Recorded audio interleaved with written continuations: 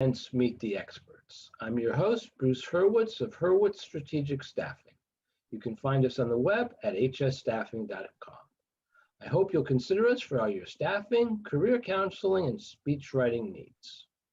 I am delighted to be joined today by Angel Ribo.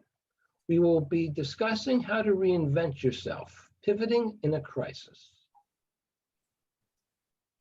Meet the Experts is sponsored by P&K CPAs. P&K is a full-service accounting firm. They provide accounting and consulting services to businesses ranging from startups to small and mid-cap companies to nonprofits as well as high-net-worth individuals. Contact them today for a free consultation at pk-cpas.com or call them at 973-882-8810. They will be happy to be of service. Angel, welcome to the show. Thank you. Thank you very much, Bruce. Thank you for having me. It's a pleasure to be here. And obviously, thank you, everybody who's listening to us today. Well, the pleasure is mine. Please take a minute or two and introduce yourself to our viewers. Thank you. Absolutely. So I am originally from Barcelona, close to Barcelona, but I've lived in Plano, Texas for the last 10 years. Basically, what I do for a living, I help both corporate CEOs and established entrepreneurs who hire me to bridge the gap globally for expansion and exposure as a way to accelerate the growth of their businesses. And I'm able to do that because, before I started my own business 5 years ago, I had worked and I had helped more than 1,500 CEOs in 33 different countries. Also, I think it's important for everybody to know that my passion is in helping underprivileged kids in Latin America become entrepreneurs using their local resources. And I was blessed of joining a couple of business partners, of friends of mine a few years ago, and we started Wisdom for Kids in order to do that. So thank you for having me, Bruce. It's my pleasure. Reinventing yourself and pivoting. How do you define pivot? Thank you. Well, when I think about pivoting, I actually think about these basketball players that, when they are in possession of the ball, they start moving one leg is still, in contact with the ground, and the other one, they keep on moving it, one side and the other. So, and that's how I consider pivoting. Pivoting is actually, in a business setup, for me, pivoting is like changing something in your life or changing something in your business, but taking as a starting point what you have already developed and what you have already learned throughout time. So that's how I define myself pivoting. Now, if I can get through this without coughing, why would you have to reinvent yourself? Is it really reinventing yourself or reinventing the business in a crisis? That's a great question. Actually, it very much depends on what's going on out there, right? I mean, we're talking about in times of crisis, because when it's a crisis, there's some external events that oblige you to rethink about what you're doing and what you are offering to the market at that point in time. When something, is so dramatic that it's called a crisis, then you start thinking, okay, so if the market has changed, if the conditions of the market have changed, so the clients probably are looking for something else or might need something different. How can I do it? And to your point, you might have to reinvent yourself. You might actually have to learn new skills. You might have to go down paths that you've never been before, or maybe not. Maybe you can just, expand what you already were providing to your clients or to your market and take it from there. So it really depends on, I would say, how you have to pivot, or how do you have to provide additional products or services to the market. Let's take two different cases. And obviously the crisis that's in the background, the 800-pound gorilla in the room, is COVID-19. Okay. Let's say we have a business, an MSP, an IT service provider. Now they have to deal with Zoom. They have to deal with cybersecurity at a level that they never had to deal with before. So maybe they're bringing on more people in a time when you can't all be in the office together. Some people are going to work from home. Some people have to go out because their field network engineer. And if you're a field network engineer, field means you go out. And if you're an engineer, you have to touch the gizmo. But your principles, your values, your ideals stay the same. You're just offering more. As opposed to a restaurateur who now has to lay people off and change the business model. The first case, they were just growing. In this case, they're changing the business model. We're no longer going to be serving food inside. People are going to come to the window or to the door, or we're going to rush out to their car, and we're going to hand them their order. So the business model has changed. So describe for us the pivot and the reinvention as you see it in both cases. Okay, so great question. I love when the rubber hits the road, Bruce. So I'm enjoying these conversations. In the first case, well, let's not forget, first of all, Bruce, that not everybody likes to do everything. So it could perfectly be that there's an IT services company who's filled, right? Maybe they don't really like to provide the kind of services that the market is requesting. So that's a possibility. But let's say, for the sake of the example, that this IT services company is willing to provide this service to their marketplace, right? So they're going to probably have to learn a little bit more. They will have to learn additional skills because they will have to provide additional services. They might have to hire new people. I always like to consider that every single pivoting has to take into consideration 4 different factors. Number 1, your passion. Do you really want to provide that? Do you really like to do it? Number 2, is there a market for that? Is there a market? Does the marketplace really want that service, right? Number 3, your expertise, and that's why I was mentioning, skills. Do the people around you, do your friends, do your current clients, do your prospects consider that you really know about that subject matter so you can provide this service? And number 4, the fourth pillar is the market going to pay for it? And I mean, is it a service or a product that you're going to provide? In this case, it's an IT service company. Is this service going to be paid for in the market enough so that you will be able to make a living? So, and you actually compare those 2 markets in a very obviously conscious way, because IT services and high tech in general, last year actually they thrived pretty well. I've seen many public companies' financial statements online on their websites and of IT services companies, and they did really well because there was this whole bunch of additional problems that their customers faced, like the ones that you described, and they were open and willing to do it. They had the expertise to do it, right? So they put in place and probably had to recruit additional people. So they put in place additional people with additional skills, and they started to think, okay, so how can we provide this service so it is still profitable for the company, and we provide it to our clients in a way that is really going to help them be profitable. Don't forget that at the end of the day, if your clients don't stay profitable, it's not ethical. You were talking about values, right? It's not ethical to provide your clients with a product offer that is not going to still keep them, profitable and still offering or delivering value to their shareholders. So that would be example number 1. In the case of example number 2, which is a restaurant, right? So probably as example number 1, the clients still want that service, but they cannot have it face to face because of the restrictions. So as you very well described, they changed the model. Let's revisit those 4 pillars. Okay. So number 1, passion. Okay. So is that business is still passionate about, cooking food and offering food? Well, cooking food for sure, because that's what they used to do. But what about offering food? What about the interaction with the client? They will have to decide in this case if they're still passionate about changing their business model and offering that food, that service food, or that food service, in a different way. In this case, probably it's going to be like they will deliver it in the curbside, or they will even partner up with another company to provide it to their end clients through these home delivery services, right? So that's one thing. The second is the expertise. So do they really know how to do it? How will they have to do it? What are these additional skills of, will they have to adapt their kitchens? Will they have to adapt the rest of the of the facility in order to make it more suitable for the kind of services that they're going to provide their clientele, right? That's very important.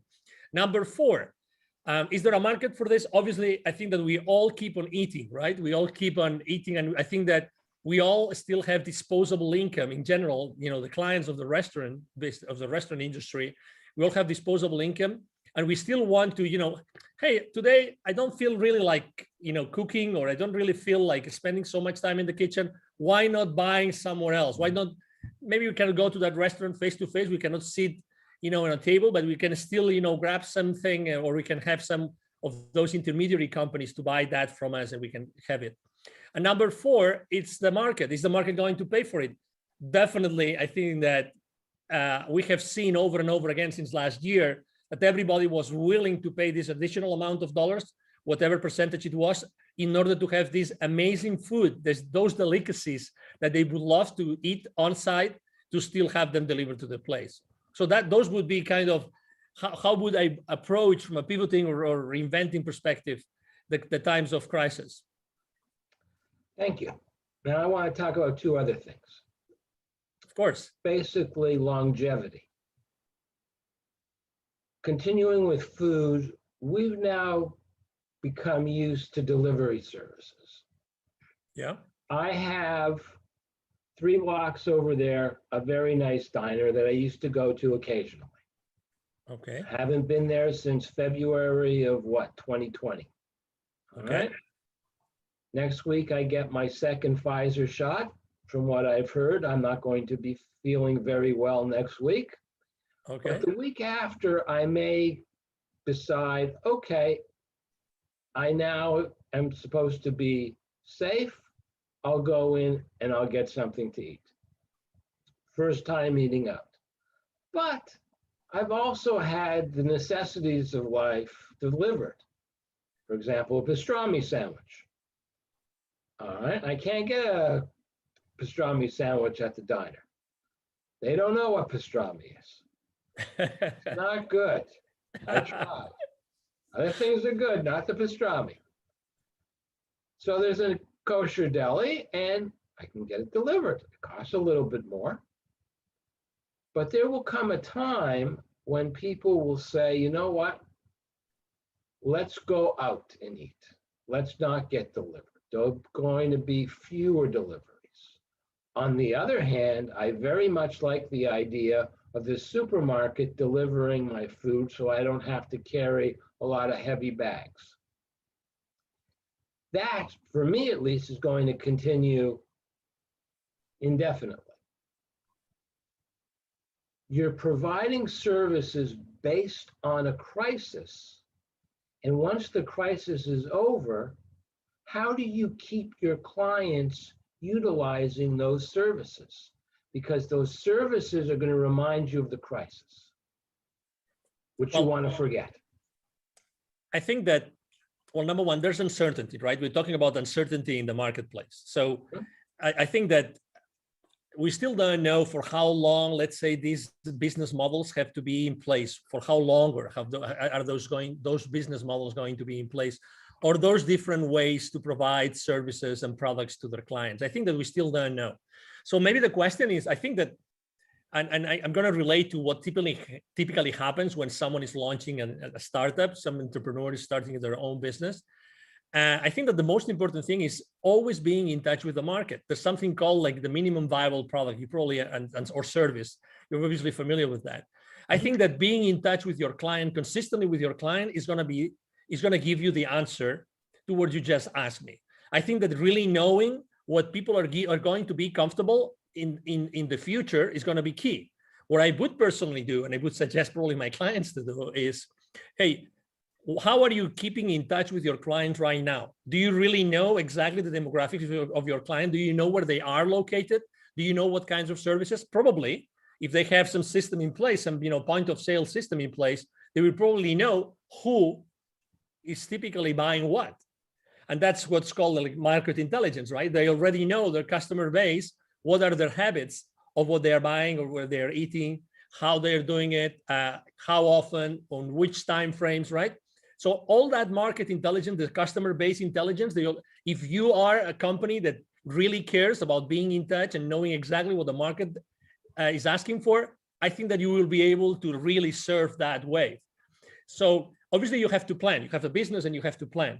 I think that right now, being flexible about what you're planning and the decisions that you make according to the operations, you asked me about the operations also, as well. I think it's going to be the wise thing to do. There will be people that are going to stay on a place where they still feel more comfortable having everything delivered, and there's going to be people that will feel easier, more prone to go back to their former habits, right? So I think there's still a question mark to be able to answer your question, and we have to be ready as never before to be able to cope with the uncertainty and with the continuously changing habits of our consumers.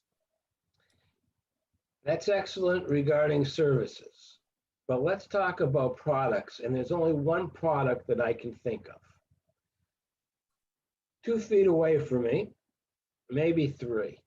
So to make you comfortable, 1 meter away from me are 2 gaiters. You know, the masks that don't have the strings for the ears. Okay. The 3 original blue masks that everybody bought a year ago. 2 black masks that I shouldn't have bought on Etsy. And once it's over with, I don't need any more masks because I can wash the gaiters. The other ones, for whatever reason, I haven't thrown away. I probably should. I doubt I would use them. There are companies now that most of their income are from masks. And that demand is going to disappear.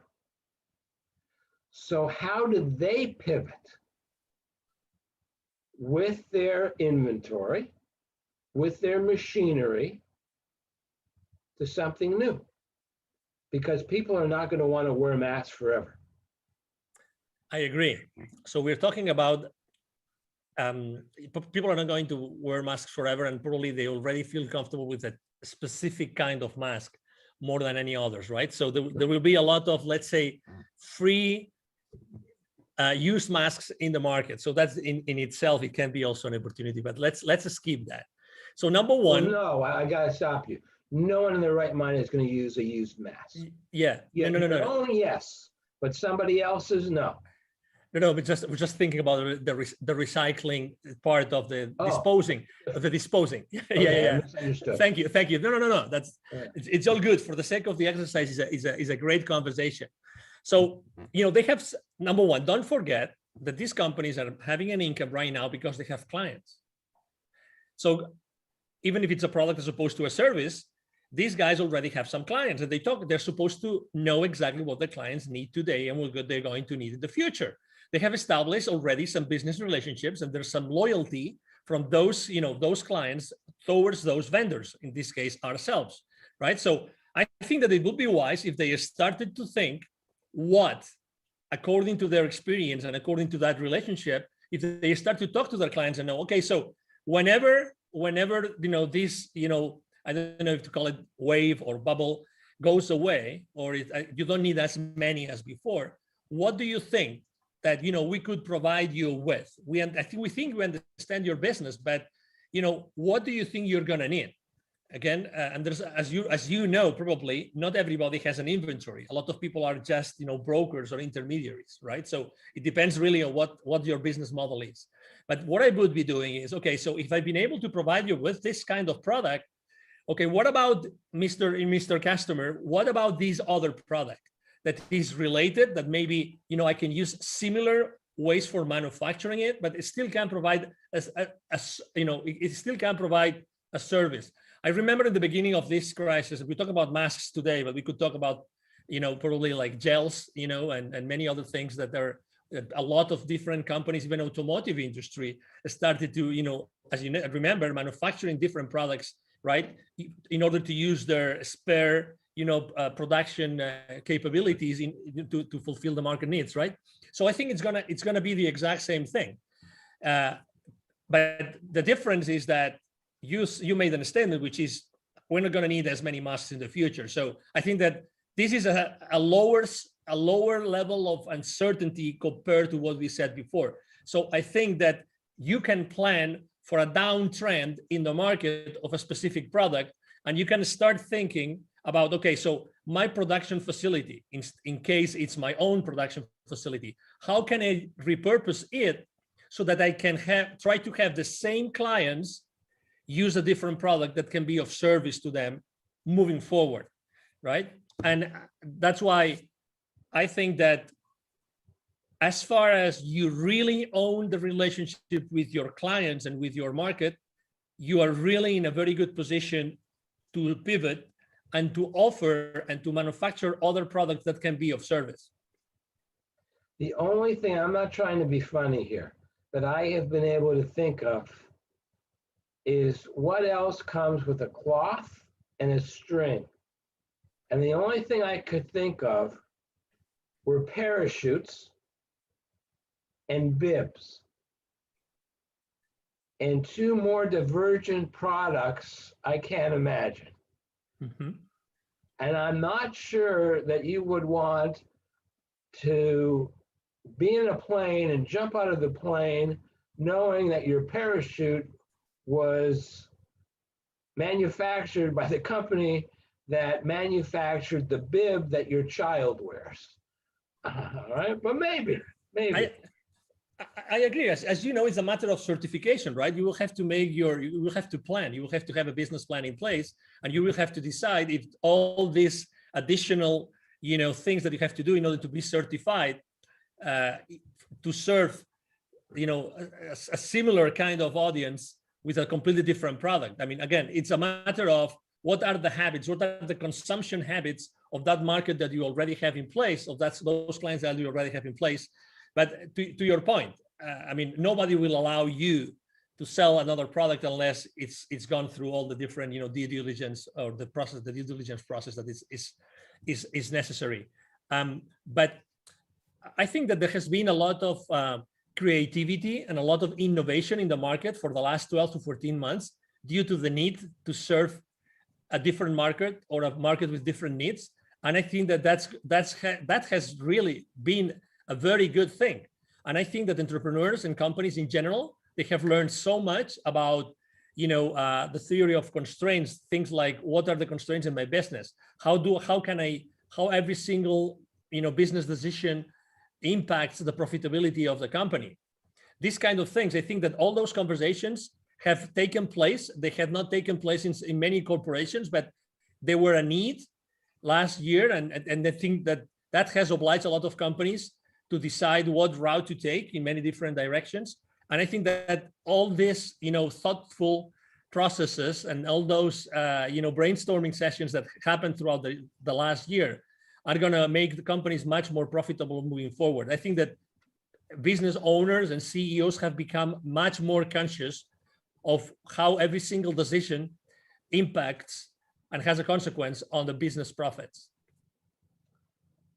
The final question, which I ask all my guests, what haven't I asked you that you wish I had asked you? Well, I think that you're a very funny person. I really enjoy the different, cases or questions that you asked me. Probably you should have asked me what's the most funny question anybody has ever asked you. Okay, what's the funniest question anyone has ever asked you? So probably what was the funny question? Besides the comparison that you make with the parachutes, which ranks really high in the list of questions I've been asked. Probably one of the questions is who would be the three people that you would seat on a dinner table. That's probably one of the funniest ones, because I really like to have. That's actually not a funny question. That's a good question. But I will tell you why it's a funny question, because I love so much to eat and to cook. So for me, it's real fun to think about working or thinking about who would I share specific plates. And for me, a table is almost like a sacred place where lots of magic happens, and where actually sitting next to someone and knowing and establishing that relationship around food, I think it's really a magic place where lots of things get accomplished. But would you choose, and I can't think of any offhand, a famous chef? Would you choose a famous scientist? Would you choose a famous entrepreneur? And would the three of them have to have something in common so that they could have a good conversation? Or would this just be you want to have three separate conversations? Great question. Absolutely amazing question. Probably any of the three would have anything in common as far as their field of expertise, but I think that they all three would have,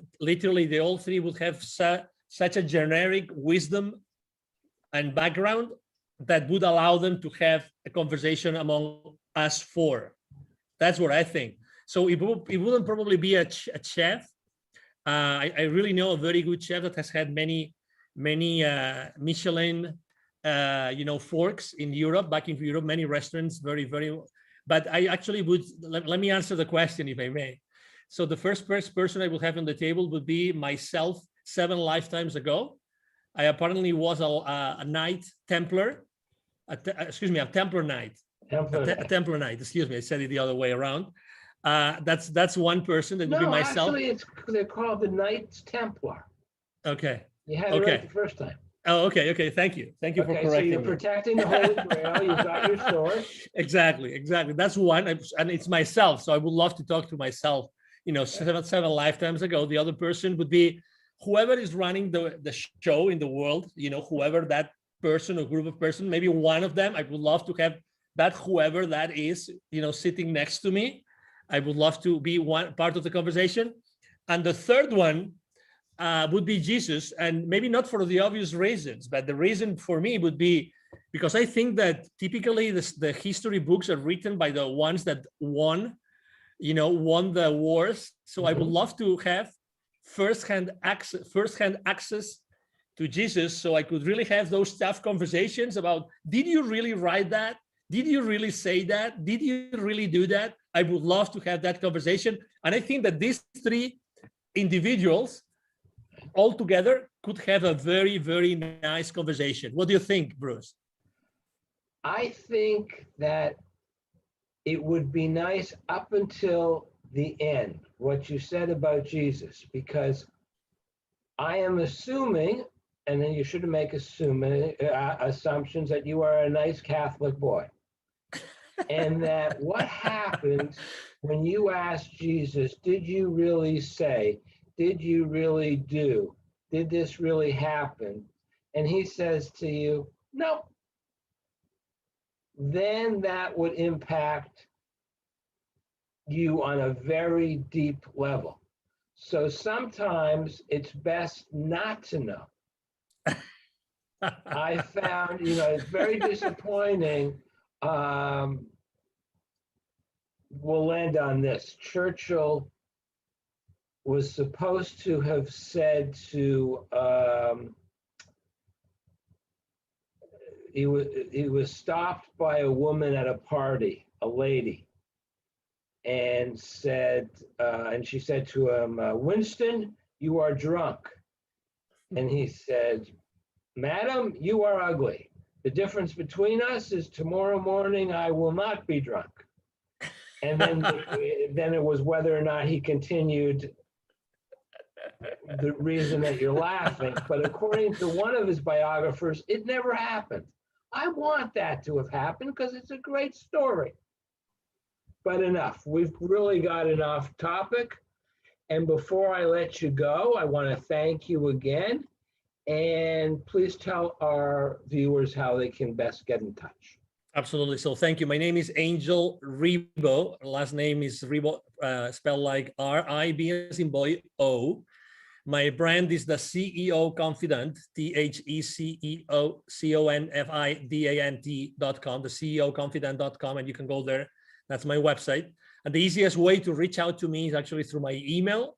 Either my team or myself, we're going to answer any single email we receive. And my email address is angel@ Angel Ribo, one word, angelribo.com, angel@angelribo.com. And thank you so much, Bruce, for having me. And thank you, everybody, for listening to us. It was my pleasure. I'm Bruce Hurwitz. Thank you for watching. And as always, please stay focused on